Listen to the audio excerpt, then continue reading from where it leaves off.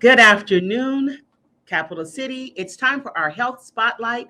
As you know, there's been much going on currently that deals with our health, and all of us have been seeing and hearing much on the news, much from our friends and family about the latest happenings with this COVID virus. And so we have the privilege of having Dr. Avonelle Dorant on with us this afternoon to help give us an update about some of the changes that are going on, some with the symptoms and so forth. So, Dr. Avonelle Dorant, welcome. Thank you so much. Thank you so much, Sister Manitha. Good to see you. It's good Looking to have lovely. you. I know that you have probably been swamped with all of what's happening now, and if you care to share with what's happening in the hospitals and so forth, we would love to hear some updated, up close personal information. If you care to share, we'd appreciate it. Thank you so much for being with us. Thank you. I appreciate it. Thank you for the lovely introduction. Good afternoon, Capital City family and friends. We are so glad that you've tuned in to be with us today. Happy Sabbath to you, and I hope you're having a lovely Sabbath. Like our First Lady said, my name is Dr. Avonelle Dorant, and I am a physician. I am actually an anesthesiologist, so disclaimer, I am not an infectious disease specialist. However, I just wanted to share with you some reminders and things that you can do to try and keep yourself healthy during this time. These are unprecedented times. We are now 2 years into this COVID-19 pandemic, and whoever thought that we would be actually living through a pandemic? Everyone is experiencing COVID fatigue. We want to have breakfast with our girlfriends. We want to go back to the gym. We want to travel without having to think about COVID and having to think about getting sick. We miss our church family. People have not come to church because they're afraid of the exposure, stuff like that. The introverts are like, nah, I'm good. But if you're an extrovert, if you're a people person, then you like to get out there and, you miss being around people. So instead of us coming to the end of the pandemic, what's happening is like, if you're at work, everybody is coughing around you, everybody is sniffling. And so many of our staff members, so many of your work members, I know where I work, I'm in the hospital every day. And up to Monday, one of my colleagues, Dr. Murray, who you guys probably know, we work in the same facility. So we work for IU. And I remember he texted me and he said, everybody is coughing. This is really scary. And at that time, nobody was coughing in my room. But then I changed surgeons like an hour later, and sure enough, my surgeon was coughing. And I was like, he probably has it. So there's no end in sight, and we all have to do whatever we can to stay healthy and to survive this pandemic. Right now, the virus is running pretty rampant, which means it's running unchecked. Indiana yesterday, actually, we had the all-time high for COVID-19 cases just yesterday in terms of the count, people that became positive. There were a total of 15,277 new positive cases yesterday. And this was actually the highest single day count since the pandemic began. So instead of things getting better, it seems like they're getting worse. It's impacting your job. It's impacting my job. There's several people, many of our colleagues are sick. Many of our workmates are testing positive. Some of us have family members that have also tested positive, and either in our homes or across the country, we're dealing with this very, very close to home. So I just wanted to share with you some reminders to try and help us all to stay healthy, help us all to stay negative. But if you would happen to get it, because it's going to probably become endemic, then what can you do to try and mitigate it, lower your viral load, and try to make sure that you juice up your immunity system, but still tamping down your inflammatory response. Okay, those are the things that are important. So this latest variant, of course, is called the Omicron, and the symptoms are a lot milder than Delta, and that's a good thing. It's actually a blessing because it's it's easily spread because it lives more in the nasal pharynx and the sinuses, and it has an affinity more for this area than for the lungs. So what that means is that it's more frontal and it's going to spread more easily. The symptoms, thank goodness, are milder than Delta.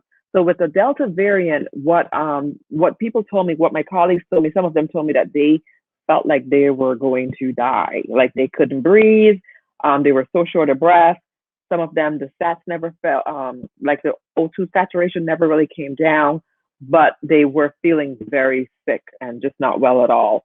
And it lasted like 2 to 3 weeks in a lot of cases where people were very winded, and then they continue to have symptoms for sometimes for weeks and sometimes for months. By that time, it's called long COVID. Now, with the Omicron variant, the symptoms are a lot milder. So what we're seeing is that if you're coming down with congestion, if you have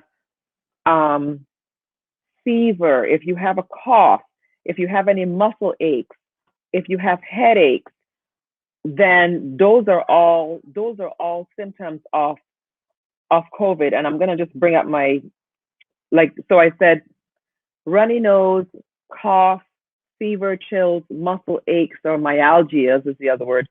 Loss of taste or smell, you can still get that, but most people are not complaining about that with the Omicron variant. Sore throat, any kind of GI symptoms. So the Omicron is also causing a lot of gastrointestinal symptoms. Some people are getting nauseated. Some people are having diarrhea. And those are also symptoms of this particular variant. Dizziness, headache, and shortness of breath, or breathlessness, and also fatigue.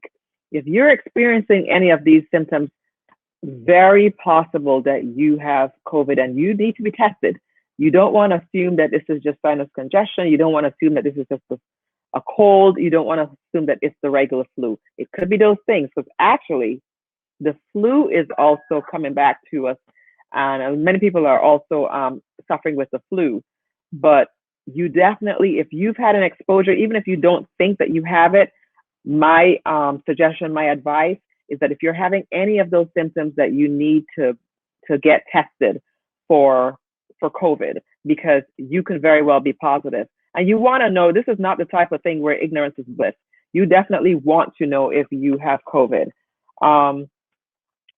Because the thing about COVID is you need to kind of pay attention to the timeline. And I can't get into this right now, but just to let you know that the time that the first week is a regular viral illness, and most people recover. You may have a fever for a day or two. You have a lot of runny nose, stuffy nose, and coughing. But after that, people recover. But then there's a second phase to this illness where you have a increased inflammatory response. And that's when people tend to kind of go downhill. That happens usually at between days 7 and 9. So it's very important to be aware that even if you've gotten through the first week, you may not be completely done with the illness. Omicron, however, seems to be a lot milder in terms of what it's causing than the Delta variant. So if you have those symptoms, make sure you're getting tested.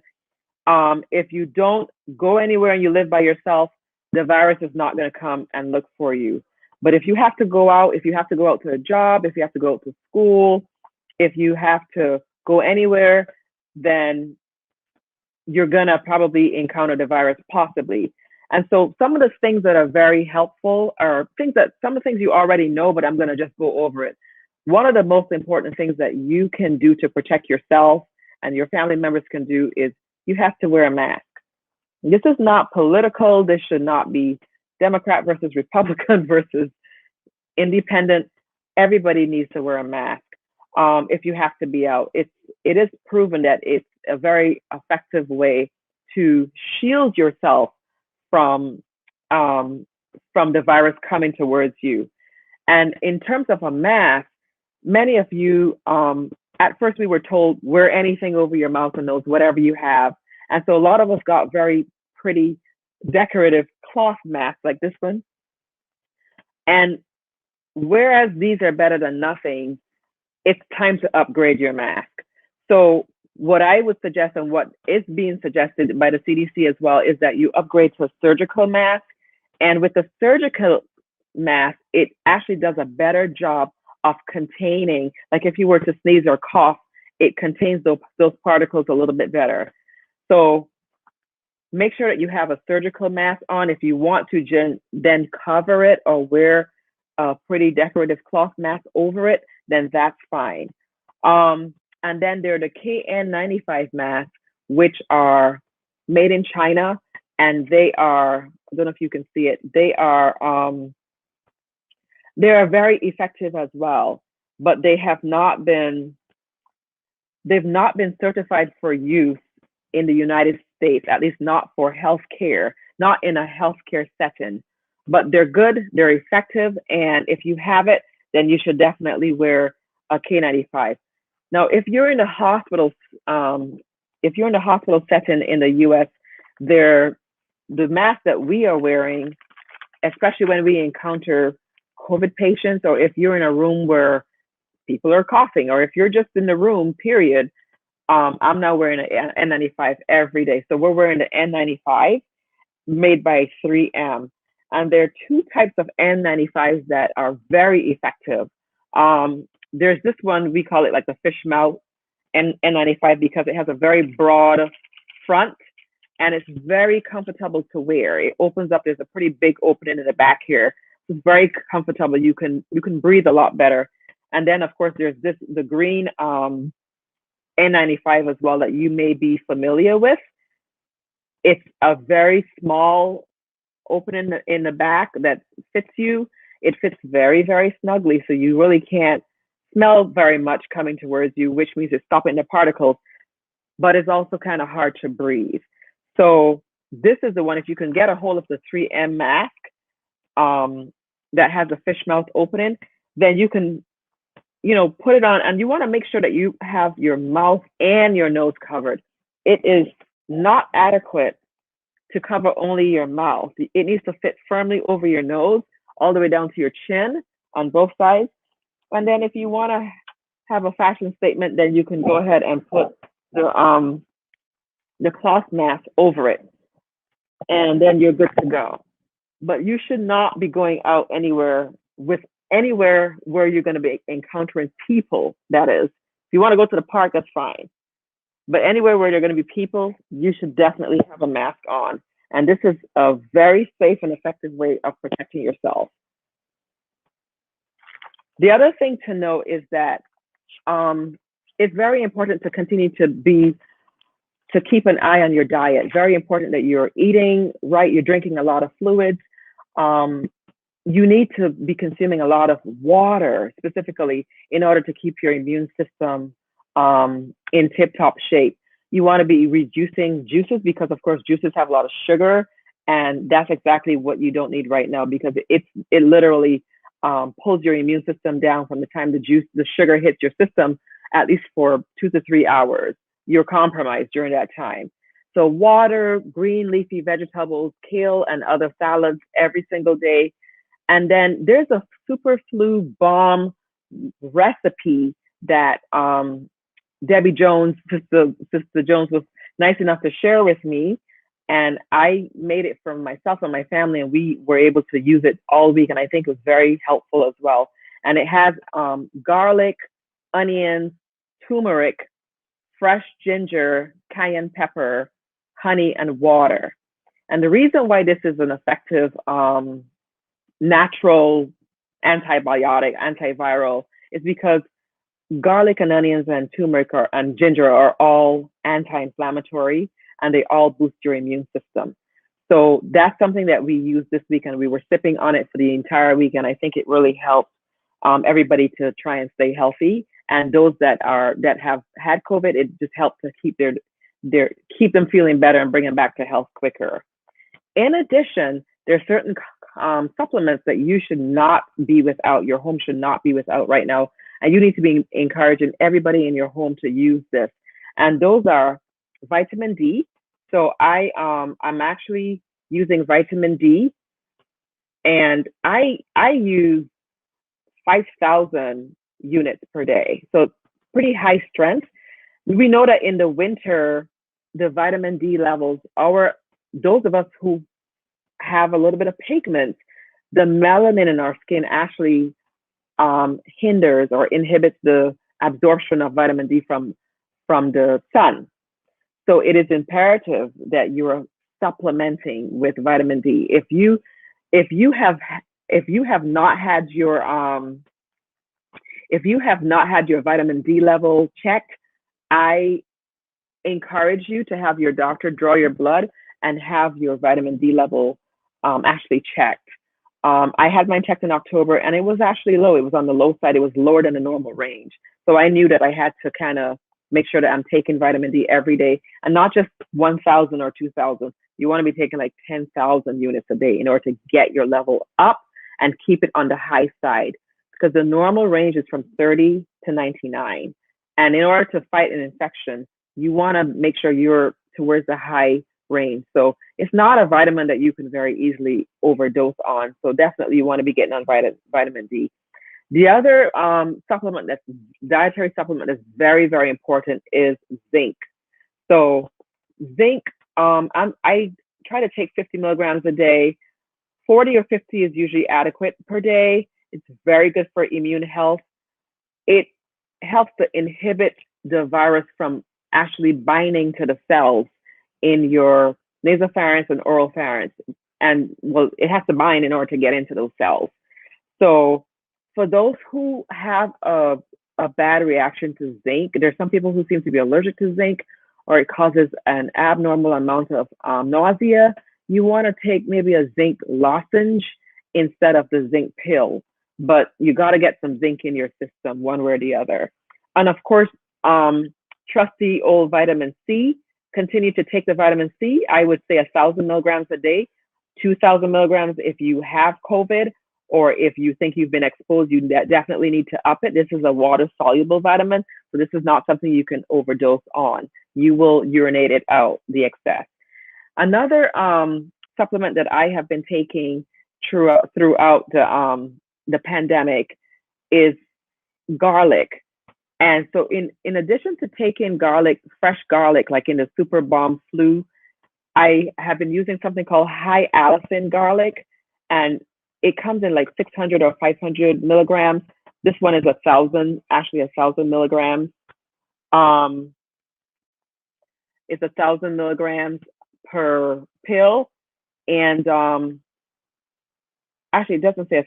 Okay, it's a certain amount, but it's supposed to be very good. This is 500, sorry, not 1,000, but it's supposed to be really good. It's a vegan supplement, and I got it at Fresh Time.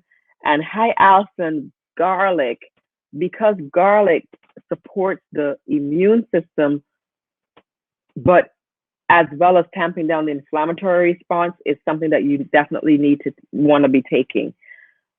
Sleep is essential to keeping your immune system in shape.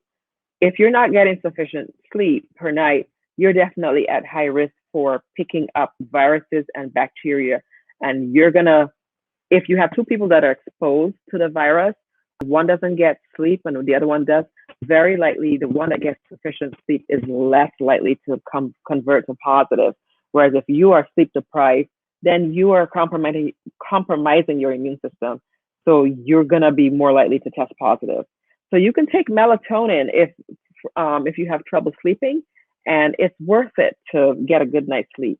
So adequate rest is essential in order to keep our immune system in top shape. And then if you have an exposure to COVID, like if you have a close contact, then at that point in time that you know you had a close contact, you need to be doubling down on these vitamins, and you need to be starting to grate that garlic and cutting up you can cut up the garlic very small and grate the ginger and put onions and then blend that. And it's not the best tasting concoction, but it will help you. And just be taking spoonfuls or mouthfuls, like a teaspoonful every few hours, because that's going to really help. Now, if you've been in a close in an enclosed space with someone who um, later may test positive for, if you've been in that space for over 15 minutes, then you have an exposure and you're at high risk for also converting to positive. One of the things that I think can help you and decrease your viral load, and this is something that I've been doing for a couple of months, and it's been actually proven to help reduce viral load. I've been gargling, so I I use the Crest alcohol-free mouthwash, but instead of just using the Crest straight from the store, I actually add hydrogen peroxide. So I'm adding like 50%, like almost like half and half hydrogen peroxide to my mouthwash. And in addition to that, I add a couple of drops of providone iodine. And this providone iodine actually, let me see if I can find, okay. CVS covers this. CVS carries this 10%. So this is what we use in the hospitals to prep surgical wounds before we do the incision.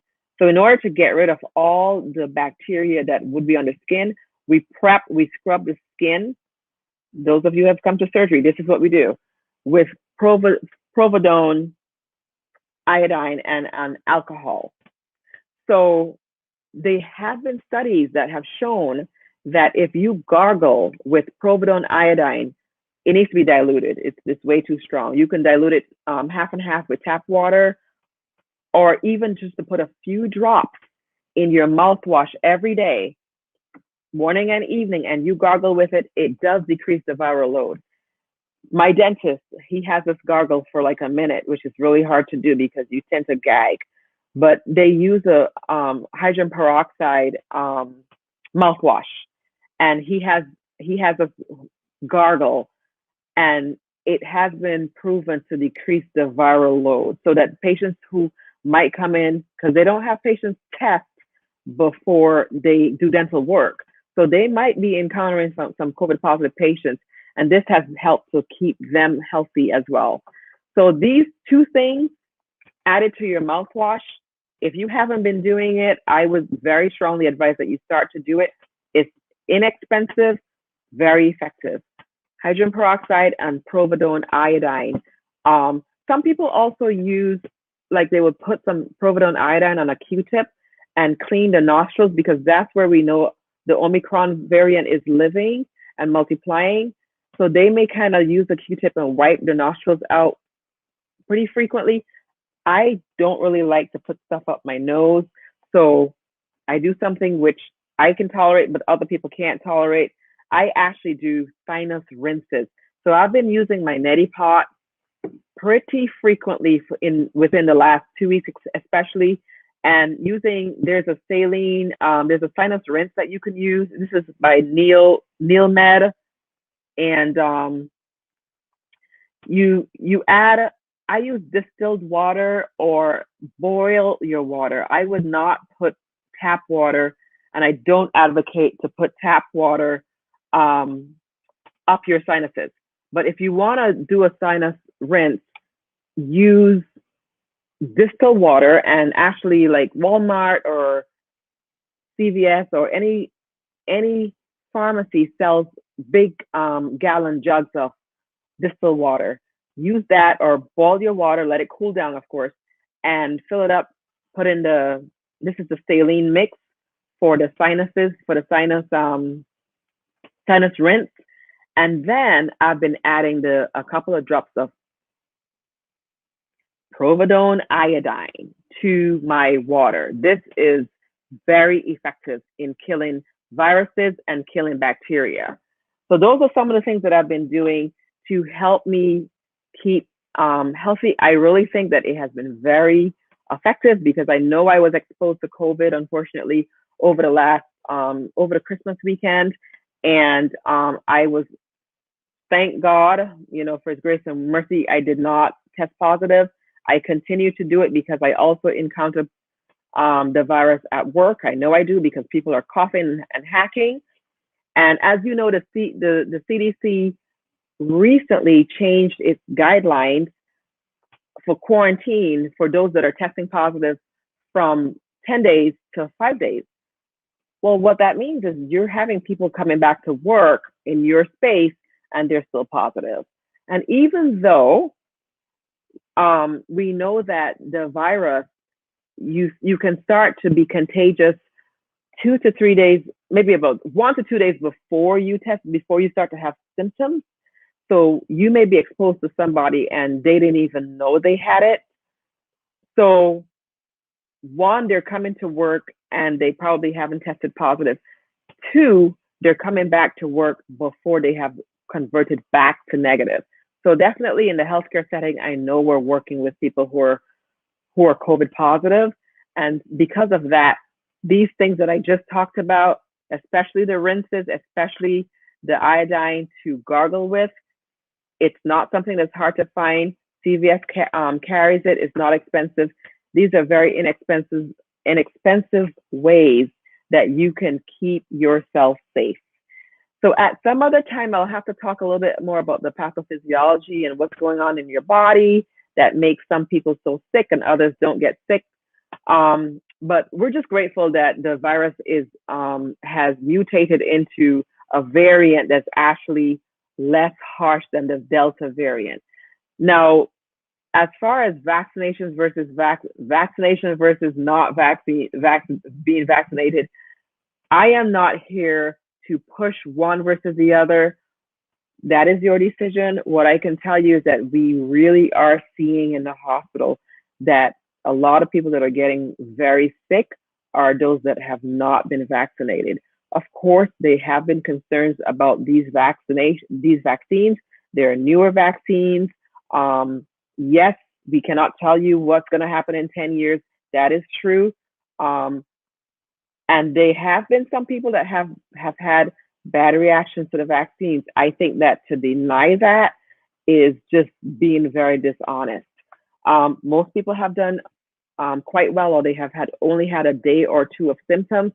And honestly, if you have been vaccinated, there is a big difference in how your body is handling the virus versus those who are not vaccinated. You need to be aware of that.